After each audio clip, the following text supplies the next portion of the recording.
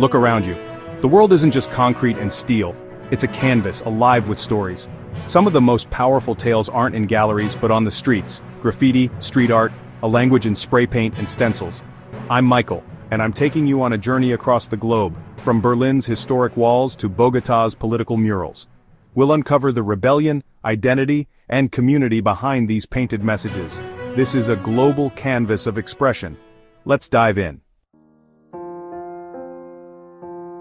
Our first stop, Berlin, a city that has stood at the crossroads of history, where the echoes of the past still reverberate through its streets and monuments. The Berlin Wall, once a symbol of division and oppression, became a canvas for defiance. For nearly 3 decades it sliced through the heart of the city, separating families, friends, and entire communities. Its cold concrete was meant to silence, but instead, it became a stage for voices that refused to be quieted. On the western side, artists transformed concrete into a roar of color and protest. Each stroke of paint was a declaration, a refusal to accept the status quo. The wall became a living gallery, evolving with every new message and mural. Thierry Noir's cartoon heads and Birgit Kinder's Trabant car mural became icons of hope and unity. Their art was more than decoration. It was a beacon, a reminder that creativity could thrive even in the shadow of oppression. These weren't just paintings, they were acts of political resistance, a visual chronicle of the Cold War told by the people. Each image, each slogan, was a coded message of solidarity, a way for Berliners to reclaim their city and their narrative. The graffiti turned a wall of fear into a testament to the human spirit's refusal to be silenced. What was meant to divide became a place where strangers gathered, shared stories, and found common ground in art. When the wall fell in 1989, the art became a relic of freedom. The world watched as Berliners chipped away at the concrete piece by piece, reclaiming not just their city but their future. The murals and graffiti that once challenged authority now stood as evidence of hope realized. Today, the East Side Gallery stands as an open-air museum, a memorial to art's power to tear down walls. Tourists and locals alike walk its length, reading the stories painted in bold colors, remembering the courage it took to create them. Even the most imposing symbols of hate can be transformed, painted over, reimagined, and turned into monuments of unity. The wall's legacy is no longer one of fear, but of resilience and creativity. Berlin taught us, a wall is only as powerful as we allow it to be, and a spray can be a sledgehammer. In the hands of the brave, art becomes a force that can change the world, one mural at a time. Next we arrive at Melbourne's Hosier Lane, a living, ever-changing gallery that pulses with energy and color. This iconic laneway is a canvas for the city's creative spirit, where every wall tells a new story each day. Here, art is fleeting and ephemeral. What's painted today might vanish tomorrow, replaced by a fresh vision or a bold new idea. The walls are in constant conversation as artists layer their work over what came before, creating a dynamic tapestry that's always in flux. Every surface is layered with stencils, murals, and tags, each one adding to a visual history that evolves by the hour. The textures and colors overlap, forming a patchwork of stories, memories, and artistic experiments. Unlike Berlin's political urgency, Hosier Lane is a celebration of creativity for its own sake. Here the focus is on expression, experimentation, and the joy of making art in public. Anyone can leave their mark. There are no curators or gatekeepers, just a shared respect for the craft and the space. From seasoned street artists to first-timers, everyone is welcome to contribute to this ever-shifting mural. Walking here is like scrolling through a live social feed made of paint. Portraits, whimsical characters, sharp commentary, and playful doodles all jostle for attention. The lane is a gallery that's always open, always changing, and always surprising. Melbourne embraces this beautiful chaos, making Hosier Lane a magnet for tourists, photographers, and locals alike.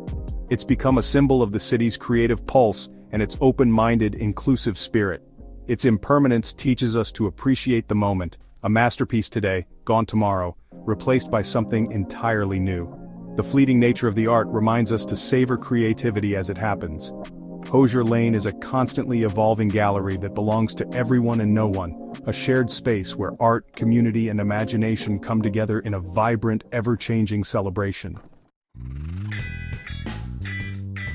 From Melbourne's chaos to Miami's curated Wynwood walls, Once a neglected warehouse district, Wynwood was transformed by Tony Goldman's vision. He invited world-class artists, Shepard Fairey, Futura, Kenny Scharf, to turn blank walls into monumental murals. Wynwood is an outdoor museum, each wall a masterclass in technique and storytelling. The creative energy spilled into the neighborhood, making Wynwood a global street art epicenter. But with art came gentrification. Rents soared, communities changed. Wynwood shows how art can redefine a place, for better and for worse.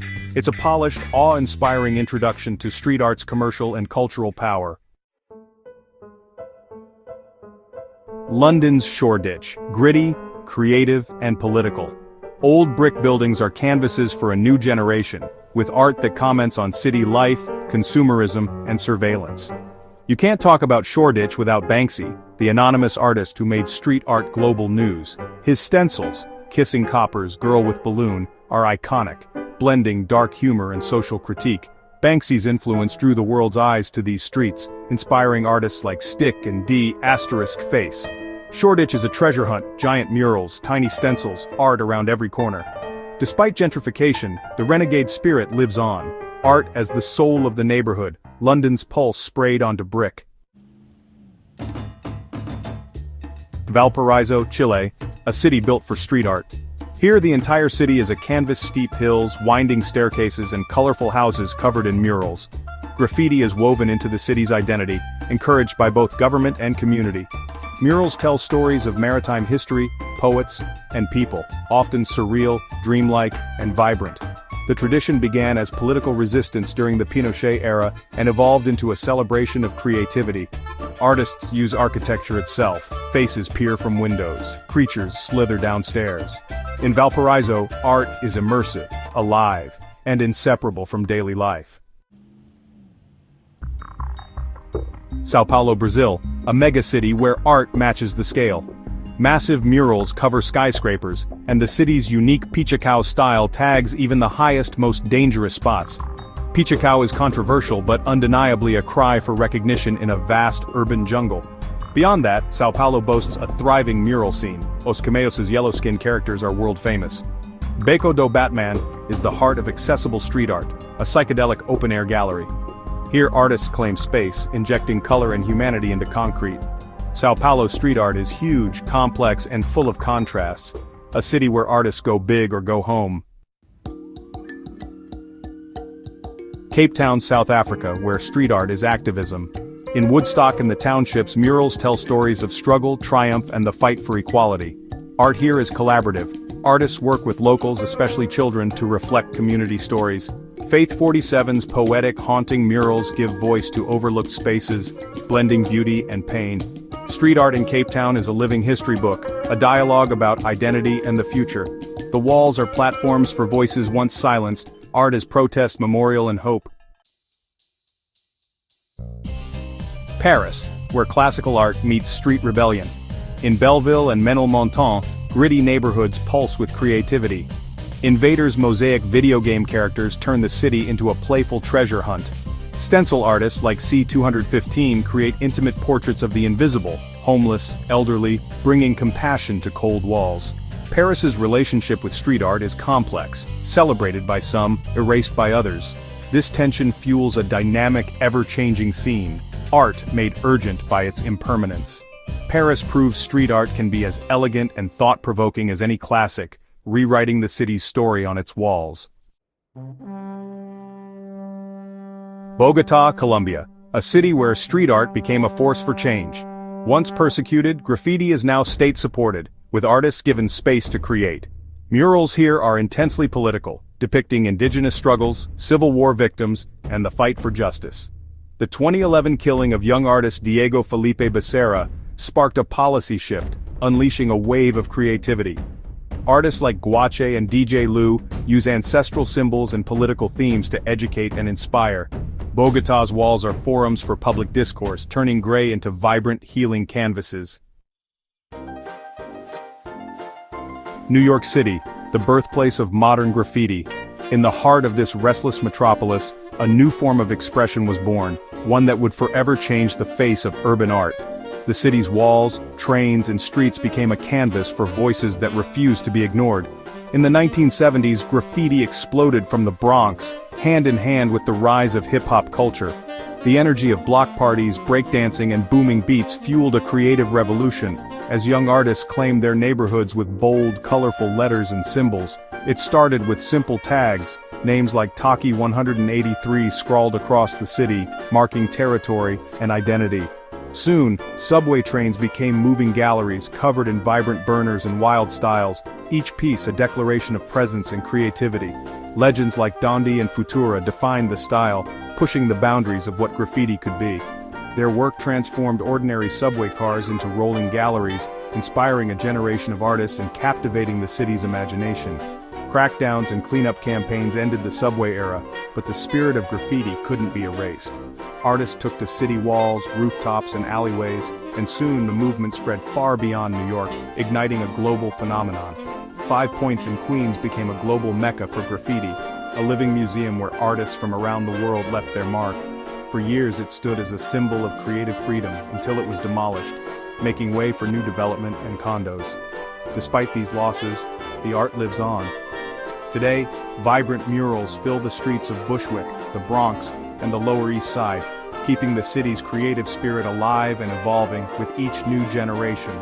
New York remains the city that taught the world to read the writing on the wall, a place where art, rebellion, and community are forever intertwined. From Berlin to New York, we've seen how street art transforms cities and communities. It's a global language, accessible, ever-evolving, and right outside your door. The greatest gallery is your own city. Just walk outside and look. Now, I want to hear from you. What's the best street art you've seen? Drop a comment and share your city's stories. Let's build a map of the world's greatest canvases, together. Thanks for joining me on this journey. Keep exploring and never underestimate the power of a painted wall. The world is your canvas. Go see what's on it.